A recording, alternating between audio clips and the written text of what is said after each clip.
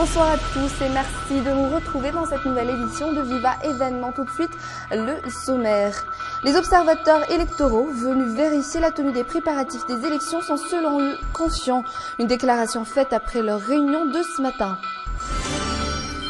Seul un enfant, parent et victime d'enlèvement selon la police des mœurs et des mineurs. Un chiffre qui a lourdement baissé grâce aux modifications apportées sur les lois portant sur l'adoption. Des kits photos dans lesquels on retrouve des books où les photos sont prises par des photographes célèbres sont distribués aujourd'hui dont 475 écoles vont bénéficier. Des milliers de manifestants sont en colère sur la privatisation du gisement de pétrole brésilien. Jusqu'ici, 5 personnes sont blessées à Rio.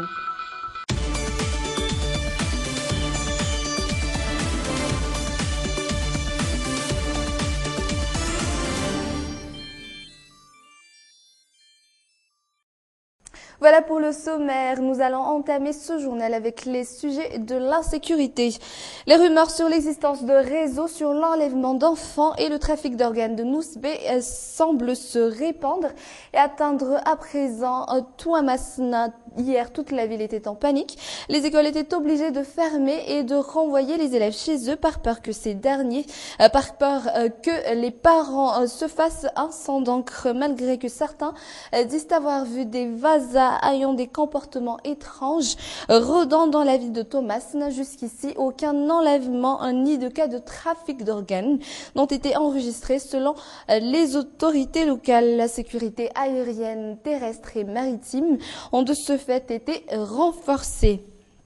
Toujours dans cet axe, le manque de fermeté dans l'application des lois sur l'adoption pourrait être à l'origine du nombre considérable d'enlèvements d'enfants de ces 10 dernières années. Mais après que les changements ont été apportés à ces lois, en ce moment, il n'y aurait plus d'enlèvement d'enfants selon la police des mœurs et des mineurs. C'est un reportage de Anna Muriel sur les images de Yves Janel. 178 avis de recherche d'enfants ont été reçus par la police des mœurs et des mineurs d'Anoussi. 95 à 98% de ces cas se trouvent être des cas de fugue. Le nombre d'enlèvements d'enfants a connu une hausse, surtout entre 2003 et 2006, et ce, dû au manque de fermeté dans l'application des lois sur l'adoption. Des modifications ont été apportées à ces lois, et depuis 2005, seul un enfant est perdu en une année.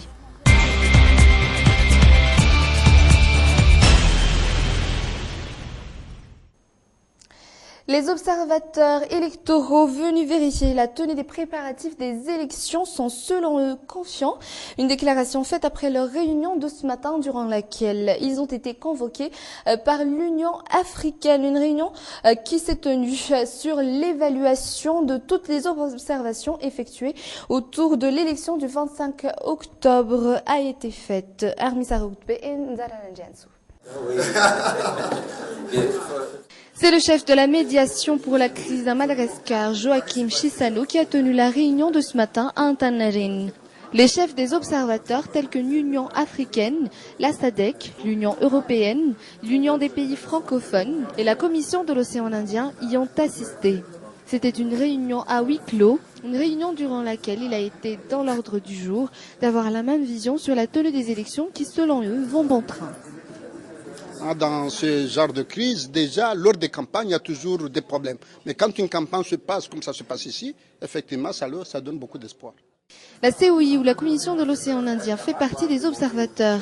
16 personnes ont été mobilisées venant des pays membres de cette commission. Les îles de l'océan Indien sont interdépendantes, raison pour laquelle il est primordial de trouver des solutions à cette crise par laquelle traverse Madagascar.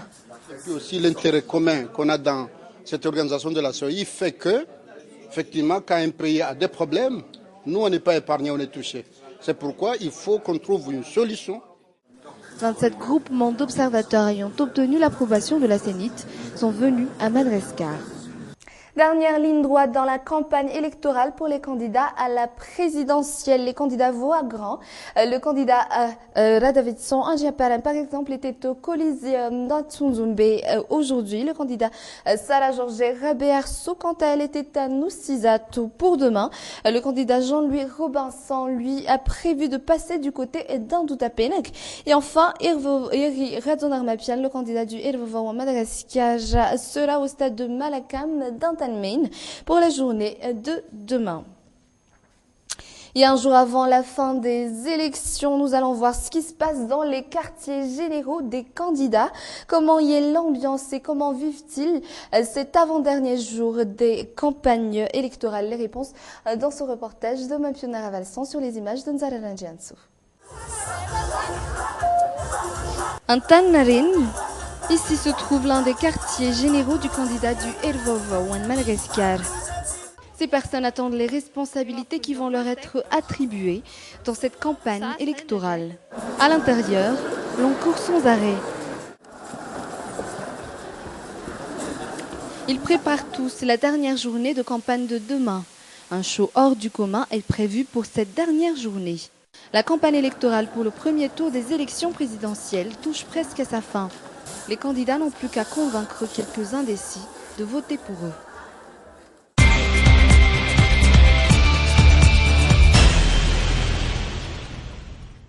Des kits photos dans lesquels on retrouve des books, notamment sur comment prendre des photos professionnelles. Le but serait de promouvoir la langue française dans les écoles, entrant dans le cadre du projet Déclic du ministère de l'Éducation nationale, en collaboration avec l'ambassade de France depuis l'année 2012. 475 écoles ont bénéficié de ces kits. Les photos ont été prises par de célèbres photographes, notamment Pierre Romaine, Philippe Gobert, Laurent Babel et bien d'autres. Comment faire usage de ces kits et surtout pourquoi? Tout de suite, des explications.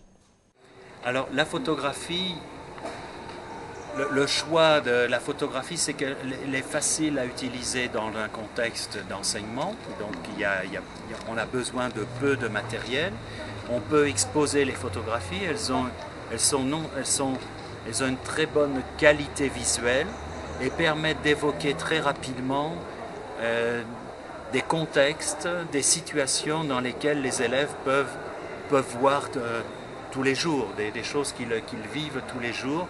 Donc rien que la vision de cette photographie leur permet d'avoir accès à cette notion qu'ils vont devoir expliciter ensuite dans la communication, dans l'apprentissage de la langue. Et c'est ainsi que l'on termine ce journal. Merci de l'avoir suivi. Je vous souhaite une excellente suite de programmes sur Viva. Au revoir.